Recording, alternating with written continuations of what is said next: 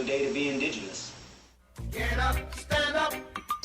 They are going to become more brutal. Couldn't cut, hitting cut again. Because all the hippies were trying to be Indians anyway.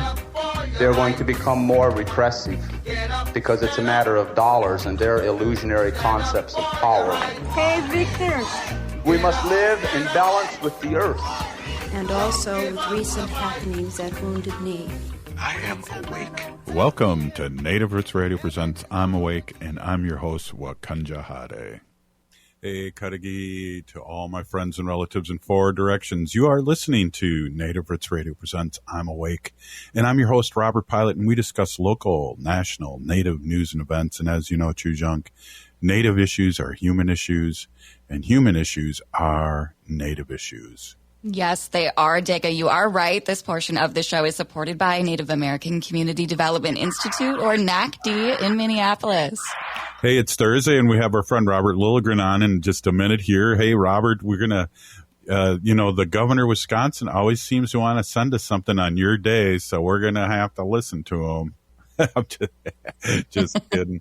All right, hey, before we get any further here, I want to introduce, we're going to have a snowzilla here coming up here. So we're going to have 2 to 3 inches, and nobody's used to the snow. So everyone's buying toilet paper and everything and hunkering down. And we're going to have Robert Lilligren on here. And then Haley and I are going to chat and maybe reach out to people later on the show if they want to call in and tell how great a job Haley does. So we're going to do that. But first, what we want to do is get a report from the governor of the great state of Wisconsin, Governor Tony Evers. Let's take a look. Hey there, Wisconsin. Governor Tony Evers here with some very exciting news. The first daily oral contraceptive pill for use without a prescription is hitting the store shelves and online retailers across Wisconsin. That contraception, known as Opill, was approved by the FDA for use last summer. Today, folks across our state are going to be able to access the birth control they need without having to get a doctor's prescription to get it. That's great news, but that's not all. As I announced in my State of the State address earlier this year, I've directed the Department of Health Services to issue a standing order to allow Badger Care Plus members to pick up Opill from any Wisconsin Medicaid-enrolled pharmacy without a prescription and at no out-of-pocket cost to them. This builds upon our standing order from earlier this year that did the same thing for over-the-counter emergency contraception. Starting Monday, March 18th, Badger Care Plus members can walk into any Wisconsin Medicaid-enrolled pharmacy without a prescription, pick up daily contraception or emergency contraception, and they'll be able to leave the pharmacy with the medication they need at no out-of-pocket cost, and that's a big deal, folks. This is an exciting milestone in our work to protect and expand reproductive freedom in Wisconsin. I believe every Wisconsinite should be able to access the health care they need when they need it, and yes, that includes access to a broad range of contraception options. So we're going to keep working to make sure folks can access the reproductive health care they need wherever and whenever it's convenient for them. Thank you. Back to you, Robert, and Native Roots Radio. Hey, thank you, Governor Evers, for that great report. And, he just totally makes sense, and we really appreciate our neighbor, Governor Tony Evers. Hey, we are here with Robert Lilligren, Native American Community Development Institute here in White Earth, Ojibwe, and we don't hold that against him. Welcome, Robert. Yep, there's a lot of us around, Robert. Yeah, I better be careful. Right. Exactly. So it seems like I talk to you all the time, but not really. It's great to see you. And we love saw you in the office this week. That was nice. Yeah. You guys have it going on. I'm really always impressed with how open your doors are, but also how hard your people work. And we talked about this a long time ago on the show, but just the change that you implemented with help with outside about how people take care of themselves and how much more they are productive by doing that. talk about that just a little bit. Well, first off, thanks for your, bonjour Haley, bonjour Robert, great to see you. Always great to be with you. Thanks for the kind words about the organization and the caliber of people that work there. When I first started, we were a staff of 3. That was almost 7 years ago. Now we're a staff of 12. And we took several years to plan for growth and then growth. But I'll tell you, when COVID hit, everything kind of changed. And so suddenly when we were working remotely and trying to figure all that out and kind of work dynamics, and thanks to the resources of a local nonprofit, Minnesota Indian Women's Resource Center, they deployed one of their artists in residence to meet with Native organizational leadership early in the pandemic, just to kind of cope. And it was Linda Eagle speaker. I'm guessing you know her, local elder cultural carrier, brilliant. And she had this curriculum that worked around this image of her tradition, Plains tradition, of a tribe or a camp moving from a summer camp from a winter camp to a summer camp. And as Native organizational leads, we were the chiefs of our camps or of our tribes. And so it was very indigenous framing, indigenous examples, and it was really kind of harsh. She pushed us to make life and death decisions. And it was so enlightening to me, and it profoundly changed the way I approach my work. And one of the big takeaways, if not the biggest one, was that she said the indigenous way is to take care of yourself first, your family second, and your community or organization third. And I really pushed against her. And I'm like, Linda, we're indigenous. We care for the whole. And she was very patient, and she just kept repeating that, the indigenous way is to take care of yourself first, your family second, your community third. And so I finally just decided to believe her. Right. And try to put it into practice. And it was hard, I'll tell you, because it's not how we're conditioned in 21st century America, for sure. But as I did it, I could see how I was becoming more productive and more energetic about my work. And so then taught that to our staff at NACD, and they resisted it because it's not how any of them were conditioned. But as we indigenized our approach, and people started to care for themselves, then their families, then the organization, I'll tell you, Haley and Robert, it had a transformational impact on our work. So I have all of these super talented Native young professionals in the office that come in knowing, having taken care of themselves, knowing their families are taken care of, and the level of productivity in our office is off the charts. Wow. And we're not riding people and saying, get this done. Staff at NACD just goes. And I'm surprised that more orgs, not just Native orgs, but companies and things, don't work from this perspective. Management often seems punitive, right? Right. You're being tracked and watched every second. And man, at NACD, as you witnessed firsthand, these young Native professionals just deliver. Yeah. Yeah, and I know we've talked about that, and you just gave us a little more in depth too about the process. And I didn't remember that the staff resisted too, but that's an amazing story. And I keep this story in my hat because who knows where I land in my next job or whatever. But I really appreciate what the process that you guys have taken, and you can tell. Thanks, Robert. That's really kind. And, we had for years, ever since I've been at NACD, our approach has been to indigenize the way we operate, and we're kind of defining ourselves in a 21st century urban environment and what does this mean? And so we tried to be deliberate about it. And then even when Linda Eagle speaker was teaching me, take care of yourself, then your family, then your community. And I was resisting it. I thought, well, here's a respected and knowledgeable elder telling me this.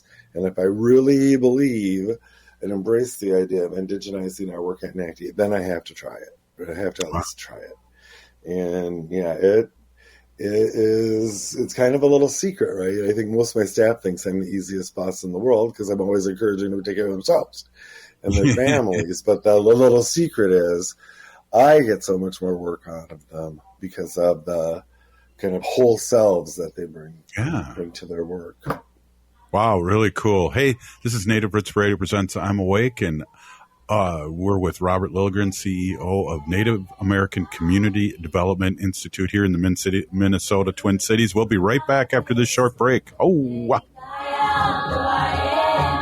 We are your relatives. We are your relations. Brothers, sisters, sons, daughters. And some of us are your grandchildren. We are your community. Historically, we held places of honor and respect. Because of the impact of colonization, some of us are rejected, thrown out from family, friends, and community, set up as targets for sexual violence, sex trafficked, humiliated, tortured, and murdered. Everybody has the right to be safe. We are your relatives. Remember, homophobia is not traditional. Sponsored by the Minnesota Indian Women's Sexual Assault Coalition. The city of Minneapolis is now on Native Roots Radio with Minneapolis AIR. AIR stands for American Indian Relations. Guest host Christine McDonald talks to people about important things affecting the city's Native communities. Minneapolis AIR dives into topics like public safety, public health, elections, and so much more. Tune in to Minneapolis AIR on Native Roots Radio from 5 to 6 p.m. on the second Wednesday of every month, right here on AM 950. As we pack away the ornaments and bid farewell to the holiday season, it's time to unwrap the gift that keeps on giving, getting protected by a COVID-19 vaccination. This is your chance to make a difference, especially as our Native communities face higher COVID numbers. Those higher numbers underscore the need for collective action. So answer the call and get vaccinated. The latest vaccines are not just authorized, but they're proven effective against the current variants. This is extra protection even if you've already had previous vaccines, since previous vaccines will eventually wear off. Plus, the new shots are FDA approved for ages 6 months and up. A COVID vaccine is not just a shot. It's a pledge to safeguard the wisdom and stories handed down by our elders. So join the movement, get vaccinated, and make 2024 the healthiest year ever, securing a brighter future for our Native community. For more information, including details about clinics offering free vaccines, visit vaccines.gov.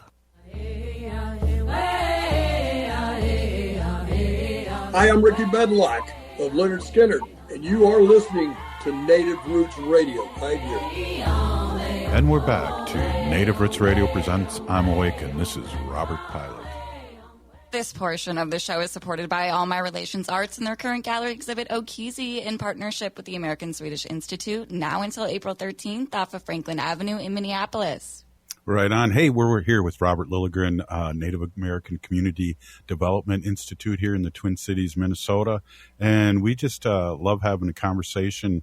One of the things that made me think of how you run your office and how Linda, Eagle Speaker, brought this in reminds me of kind of the thought of you have to give it away to keep it too. The ultralistic kind of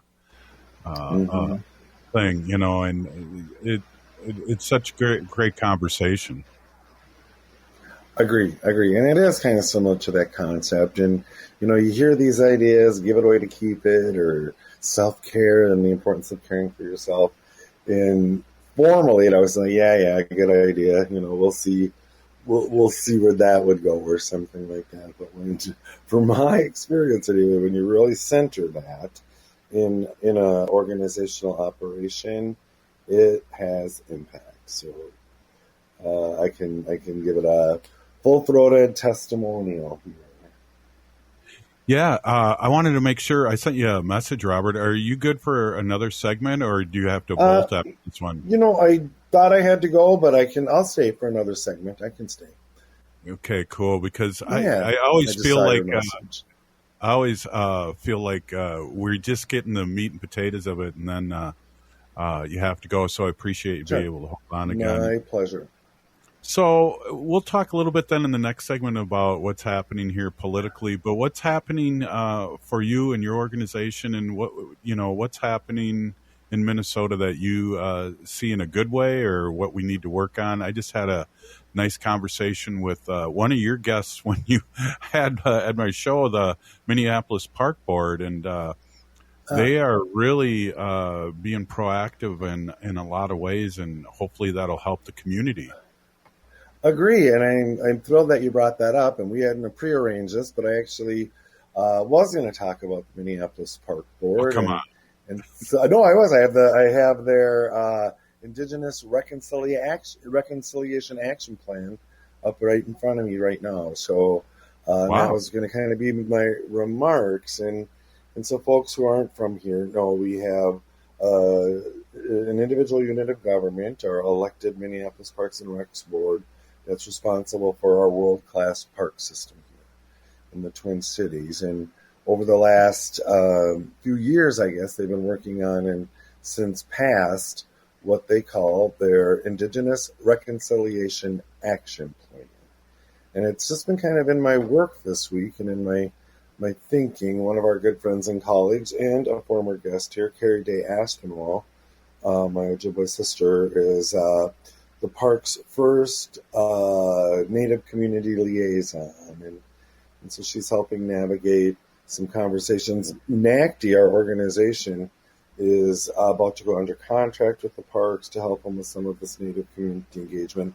That's a lot of what we do. But I do have to give them some credit. I mean, of course, the proof will be in the pudding, and we'll see what this yields. But they have focus areas of acknowledgement, training, mapping, agreements, workforce development, which I'm really glad is included, design, access, interpretation, action and financial resources, and land stewardship.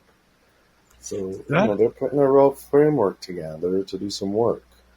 And talking to Carrie today, too, things are moving really fast, and that's good to hear from a Native person because she's boots on the ground with this organization and just came aboard, it sounds like, and I was really excited to hear what they were doing. And also we were talking about having them on the show, and, you know, I'm pretty softballish when it comes to questions. I don't try to rattle people or to but they welcomed it, which was really interesting. They said, you know, there's controversial stuff going on, and we welcome controversial questions. We can't avoid them.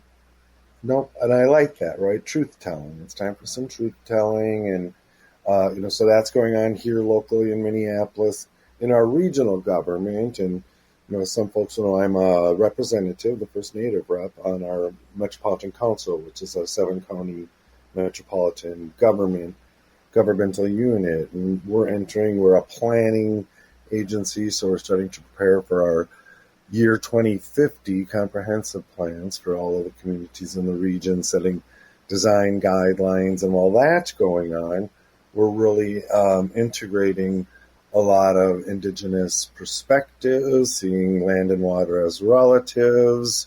We're convening such a high caliber advisory group. Some of our best and brightest cultural carriers and historians across generations, with an emphasis on the Dakota people, but representation from Ho-Chunk, from Ojibwe as well. And that will inform these plans for our entire region and center Indigenous voices. And so it parallels what the parks are doing in Minneapolis, our regional government's doing it. And efforts like this, these kind of truth-telling, reconciliation, and then reparation kinds of efforts are happening a lot more than they used to.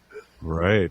You know, one of the things, too, that you mentioned with Met Council, and also what I found out about the Minneapolis Parks and Recs, is that they do a lot of their own their own entity, I should say. They can make decisions and don't have to. They're not down up or if you're talking to them, you're definitely talking to who's making the decision, like the Met Council too, and I imagine other entities in the Minneapolis government specifically, is that they are their own entities. So their parks. They take care of their parks and have their own parks people, and I was really curious about that, and it sounds like, you know, the other organizations, the other 17 organizations that you work with, Robert, are pretty their own people, their own entity. Yeah, thanks. And I appreciate that. I agree with your observation. And I have to apologize to folks. All of a sudden, my computer fan kicked in. And so it's kind of loud. I'm not sure why. But yeah, to what you're saying, and to me, in a lot of ways, it's the importance of access, right? When we get more Native voices into these conversations, into these spaces that were not meant to serve us, and in fact, in many cases, were meant to destroy us. Yeah. So once we actually get in there and can start to steer, and another role I play in the community here is as the chair of our Convention and Visitors Association. And just really, we've been in conversations almost every day this week, how to use that position of influence to lift up urban Indian tourism here in Minneapolis and in the metropolitan area. And most Native tourism is very government to government, often state government to tribal government. And so how in a place like Minneapolis that is so rich with history, American Indian movement was founded here, pre-European history with the river, the Bedote, where the two rivers come together, Minnesota and Mississippi. And, and how do we lift up this tourism? And it's just really I feel very fortunate, humbled, and privileged to be in a position where I can help advance that. Yeah, and I think just putting a teepee outside there would help welcoming natives. That would be, I don't know if we were joking about that when I was down there, or a chapotake, and have some recognition. And man, I'll tell you, from my other job, Robert, we're traveling all over the country for these things. Why not come here to Minneapolis and the great convention center that we have, where we can really do a lot of intertribal work? I agree. And through my work with Meet Minneapolis and then the sports teams here, Vikings, Twins, Lynx, Timberwolves, are very big parts of how we manage or we market our destination. We market the city of Minneapolis. And so for the work that I do there, I've been connected through Meet Minneapolis to the Vikes team, and I'm going to address a group of visiting media people in April that are all here as part of the Tottenham, and I'm trying to remember their soccer Hotspurs, the Tottenham Hotspurs. So there's social media people that are going to be here. So I'm going to talk to them about the local community and things, again, raise the profile of what we've got going on here from a community perspective. But again, it's just those one-off kind of odd opportunities. But then, we'll have these social media people from England that'll go home with a better understanding of what's going on in Indian country, especially urban Indian country. And little things like that can help make changes within the system. Well, and it's big things because, people vaguely know us for a lot of things in the Native community. Well, like you said, the American Indian movement and all the things that American Indian movement has opened the doors for. And it's great to have a spokesperson like yourself to be able to guide them through that. Hey, we're here with Robert Lilligren, Native American Community Development Institute, and our friend here on Native Roots Radio. We'll be right back after this short break. Stay with us.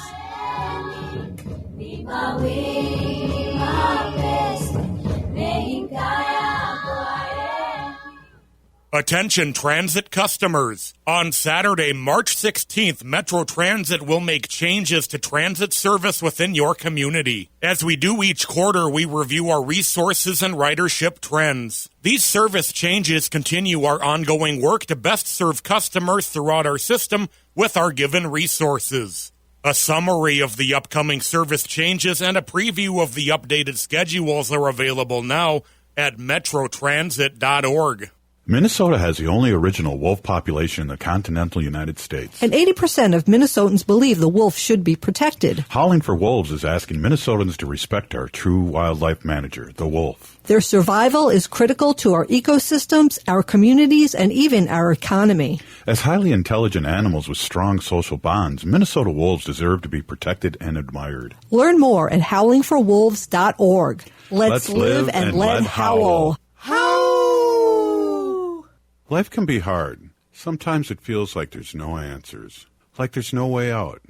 Hennepin County's COPE Mobile Crisis Response is here to listen and help you find a way through whatever is going on in your life. Call 612-596-1223 for no-cost crisis support anytime, anywhere in Hennepin County. That number is 612-596-1223. J&S Bean Factory is a native-owned, community-supported, cozy, artsy coffee shop which offers roasted on-site beans, live music, and baked goods. Relax in the beautiful outside patio. City Pages writes, voted top 10 coffee shops. Tucked into a quiet corner of St. Paul's Highland Park neighborhood, this coffee shop roasts beans on-site from the best coffee-growing countries in the world. Located at 1518 Randolph Avenue, St. Paul. The good stuff. All My Relations Arts presents Okizi. Okizi means to heal, and the exhibition highlights the healing power of cultural revitalization for Native communities. Okizi showcases prints, mixed media, textiles, beadwork, digital collage, and glass sculptures by Native American and Sami artists. It explores Indigenous communities' active healing efforts through language revitalization, land back movements, and embracing traditional knowledge. Visit All My Relations Arts to experience Okizi through April 13th. More information at allmyrelationsarts.org. Doherty Family College at the University of St. Thomas is your pathway to a bachelor's degree. Located in downtown Minneapolis, Doherty Family College offers an affordable education that includes free textbooks, a laptop, meals, career coaches, and a Metro Transit pass. As a full-time Doherty Family College student, you'll benefit from mentorship from St. Thomas faculty, along with paid internships and support from Minnesota's largest private college. Ready to turn your dreams into reality? Apply now at dfc.stthomas.edu. Doherty Family College, your journey to success starts here. The city of Minneapolis is now on Native Roots Radio with Minneapolis AIR. AIR stands for American Indian Relations. Guest host Christine McDonald talks to people about important things affecting the city's Native communities. Minneapolis AIR dives into topics like public safety, public health, elections, and so much more. Tune in to Minneapolis AIR on Native Roots Radio from 5 to 6 p.m. on the second Wednesday of every month, right here on AM 950. With a look at your AM 950 weather, I'm Patrick Lilio. Overnight, heavy snow expected with a low of 26. Then Friday, cloudy with a high of 34. Stephanie Miller and all her friends are coming back to the Pantages Theater in Minneapolis for the Sexy Liberal Comedy Tour on Saturday night, April 13th. Join Stephanie with John Fugelsang, Hal Sparks, and Frangela. Ticket information at am950radio.com. You're listening to Native Roots Radio. This is Spirit from Reservation Dogs. Get up and listen.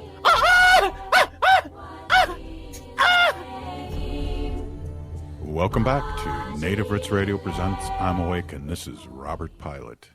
This portion of the show is supported by Native American Community Clinic, or NAC, in Minneapolis, honoring health and tradition. Hey, I love that tagline. Hey, this is Native Roots Radio, and we're here with Robert Lilligren from the Native American Community Development Institute. And Robert, I got to tell you a quick story. So every once in a while, I mess that up, and then I switch it with Native American Community Clinic. And just so you don't feel bad, I do the opposite to him, to Dr. Staley. No, I'm very aware. A lot of folks we'll get their mail, they get our mail, and we're just sort of kitty corner from each other on the American Indian Cultural Corridor on East Franklin, Minneapolis. So not surprising. But yeah, you're not the only one. Oh, now I feel better because I am a radio professional. Yes, you are. Or I play one on TV. That's more like it. But hey, wow, really great conversations today as always. And I always used to enjoy when we did a pre-record 2-hour show back in the day. Our conversation before the show that we record was always a lot of fun. And I feel a kinship to you because we're similar to age and gone through a lot of the same things. Oh, yeah. And again, I grew up with your father on the radio, so it's always great talking to you and hearing what's happening. And you're so plugged in and do so much for the community. And it's just it's awesome. It really is. Yeah. I feel like back at you. I'll put all of that back at you for sure. And I appreciate the opportunity. I appreciate the platform. I never feel like I do enough. So it's a pleasure to be here. So let's talk a little national things. I just don't know. Have you been paying attention to the impeachment at all? I've been paying attention a little. Okay. And it doesn't seem like that's really going to go anywhere. It doesn't. Even people who supported the impeachment in Congress in the past are kind of backing away. And so at some point it's just going to kind of wind down. And I did see that the executive office, the president's office, said, we're done. Yeah. We're done with this process. Congress, we've answered all of your questions. We've answered all. Yeah. So I feel if the president says he's done, I feel like it's fair for us to say we're done. It's funny because someone yesterday during the session was saying that this sounds like more of an impeachment of Trump than it does Biden. So it's just like, or these, just to trying to have it out in front and, get all this misinformation out there. And it's just like, what a waste of money. And I feel like a lot of that happens. And we are so grateful to have our trifecta here in Minnesota because we've run into Republicans that are not for things. That's what they run on, not for things instead of maybe enlightening and fixing things. They're not for things.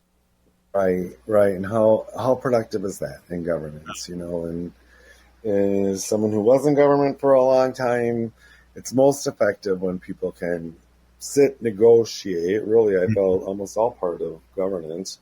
Certainly legislation was negotiations, find common ground, create a piece of legislation or an end product that represents most people's best interest. I mean, just talking about that, I would think that's how government's supposed to work. And it kind of feels like halcyon days talking about that now. Well, and it's interesting, too. You mentioned last week, I think, or I had a dream.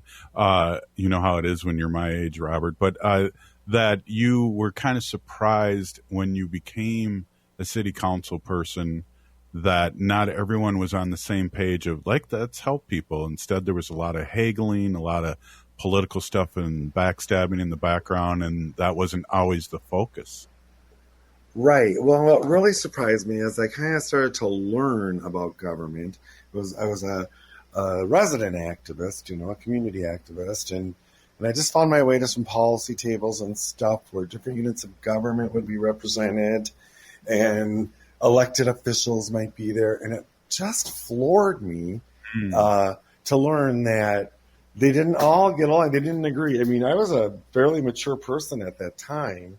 And so it was really shocking to learn that government wasn't this unified thing working for my best interest. That there were units of government trying to undermine each other. They were acting not in the best interest of the community. And so it was a little bit of an eye-opener. And then getting into government, back during my time of being at the city council, it felt like it was a fairly cordial, collegial group. We focused on database decision making rather than transactional or horse trade or relationship based, and I really liked that. And it feels a little different in our city hall now. It feels like it's more about relationships or brinksmanship than it is about data-based, governing. Mm-hmm. I had a former student call me or message me on Facebook. She's coming back from Brooklyn, and I think she was a class of 2010 or 12, and she's coming back doing work, and she wanted to know my opinion. But all the way out there, people have heard about St. Paul's City Council, which is everyone's under 40, and they're all women, and all of them are BIPOC except one. And so we're really happy as heck to have that here in the Twin City over here, St. Paul.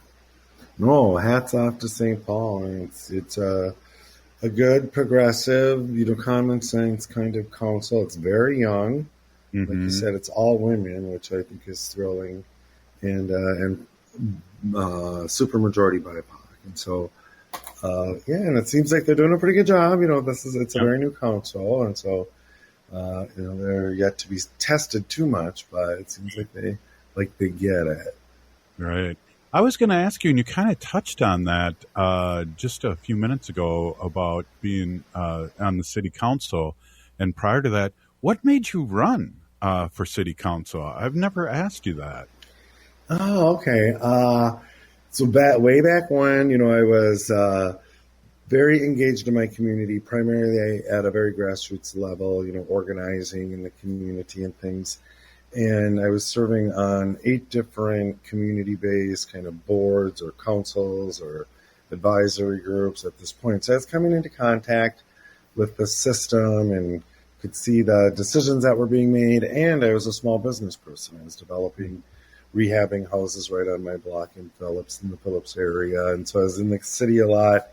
And I started to learn a little about the city. And I thought, well, it can't be this hard. Why is it so hard to do business with the city? And then seeing these decisions, and in the Phillips area, which was a blighted and rapidly redeveloping part of the city, there was all these big decisions being made that benefited the corporate presence and the developer, and was really just scraping a lot of my neighbors in the residential communities away. Well, that's not right. And so I kind of saw 3 big decisions that were coming down the pike. I was not all satisfied with the quality of the decisions that would come from the elected people. So I really ran to have a platform, right, to lift these community perspectives up. And I think a lot of people thought I was the last person that would ever win an elected office, And, in 2001 I won and was elected to 3 terms and really enjoyed my service on the Minneapolis City Council. Did my best and learned a lot. Yeah. Yeah. And you were the first Native American. And were you the first openly gay male, too? No, I wasn't. I was actually the second. I mean, this gets kind of technical, but Brian Coyle, legendary community level representative and a good friend of the Native community, was the first openly gay elected to the city council back in, it's probably, don't quote me on the year, 92. Oh, okay. Maybe 90, somewhere around that. And then the year I was elected, there were 2 other openly gay council members elected as well. So it kind of made a little national splash in the LGBTQ world. But so suddenly we had 3.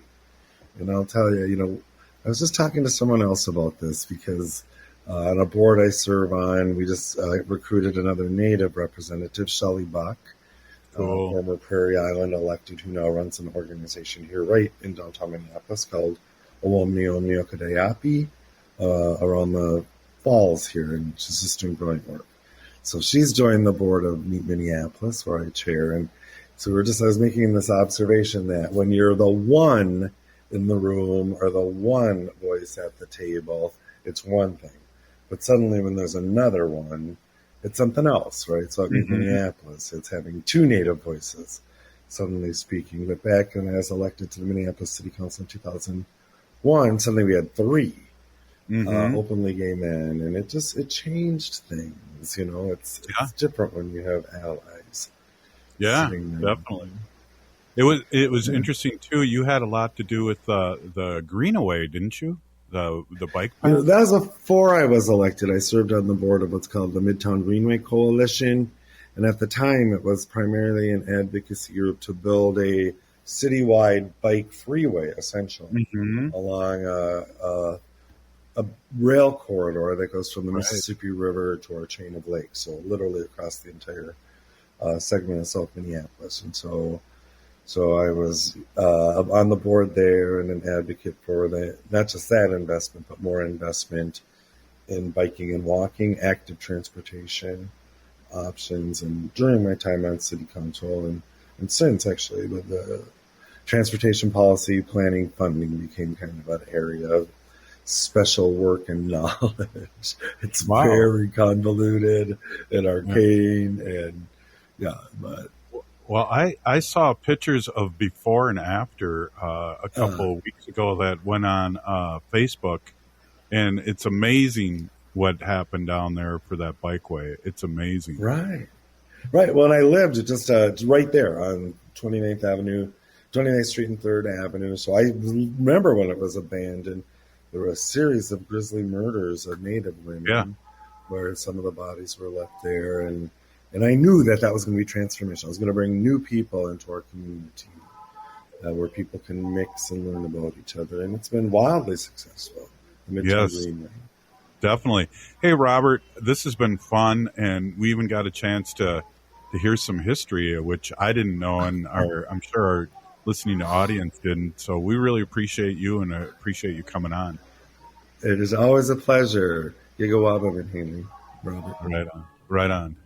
Hey, Native Roots Radio presents I'm Awake. We'll be right back after this short break. Haley, stay with us.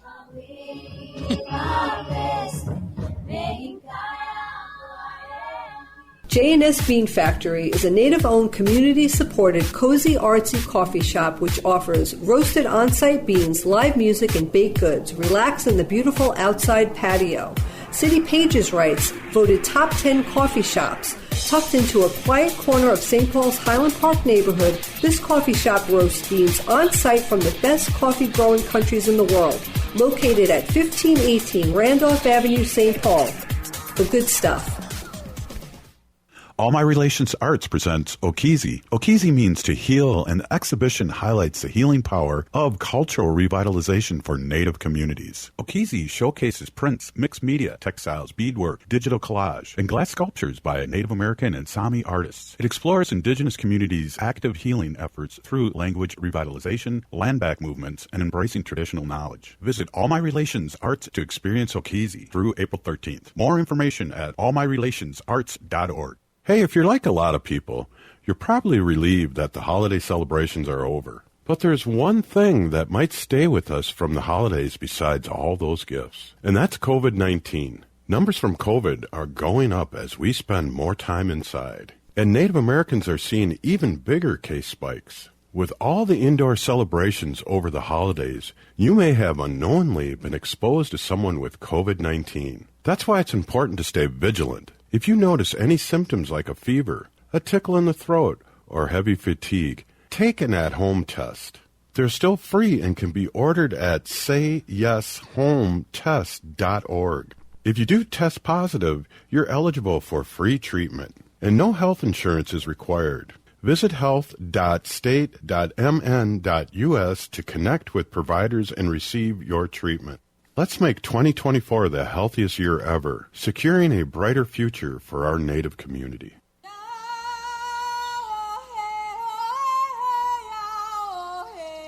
This is Leonard Peltier.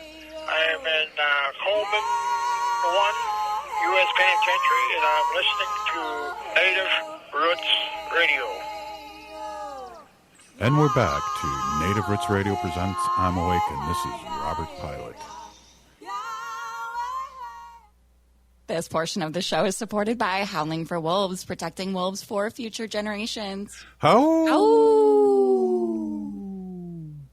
Hey, what do I have on? Oh, I have my wild shirt on. I thought, what shirt do I have on?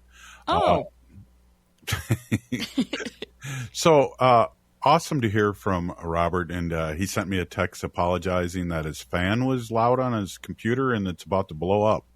Yeah, I thought it, sounded like a wind turbine. I was going to say maybe we can have a GoFundMe and get him another laptop. Yeah, there we go. Hey, speaking of funding, I want to shout out Christine McDonald and Bob Rice Bob owns Powwow Grounds here in Minneapolis, and they're going to be doing a Indian taco fundraiser next Monday, the 25th, at 10:30 a.m. to 2 p.m. And I have to go to that because it's Powwow Grounds Indian tacos, right? And it's it's for the celebration of Thanksgiving powwow that's coming up. I heard, and it says Thanksgiving, but we like to say Thanks-taking here on Native Roots Radio.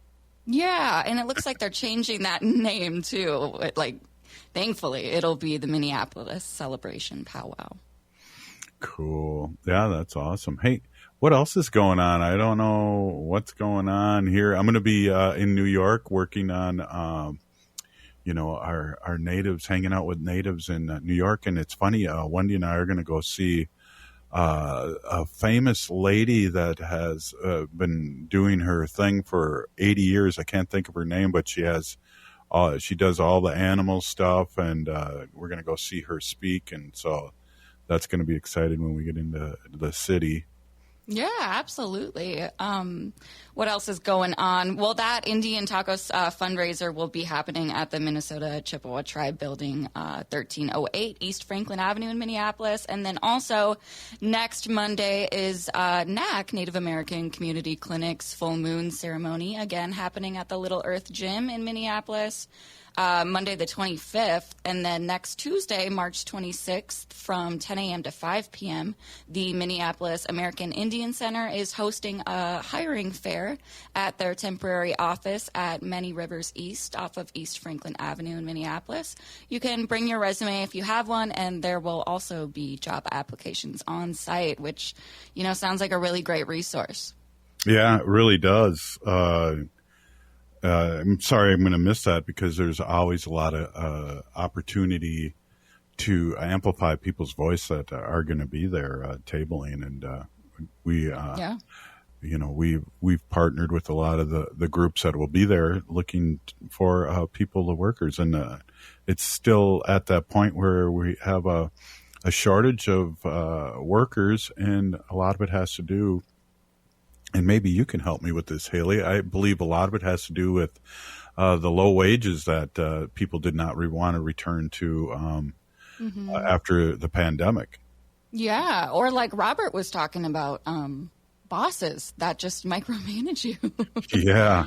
But yeah, it'll be, I think too, just the benefits, the lack of benefits in healthcare is also a reason why people, I guess, just are a little bit more picky when it comes to job placement. But another event coming up, this is a big one. So shout out to our Minnesota State MMIR office. They'll be holding a community search for Jeremy Jourdain in Red Lake, Minnesota, who was seen last in 2016. Yes, so they will be meeting at the Seven Clans Casino next Saturday, March 30th, beginning at 8:30 a.m. They'll be hosting 2 different search shifts, and they'll be held one in the morning, and then the second one will be held from 1:30 to 5. Red Lake Nation does require volunteers to sign up. To do that, you can email anna.g. Negrete, Negrete, at stateminnesota.us. Weather looks like we'll have temps in the 30s next weekend in Red Lake with a chance of snow. So dress for the weather. You're going to be outside. And just thank you to everyone showing up and volunteering their time on Saturday. Yeah. Well, and I like the fact that our relatives are not forgotten. And so it's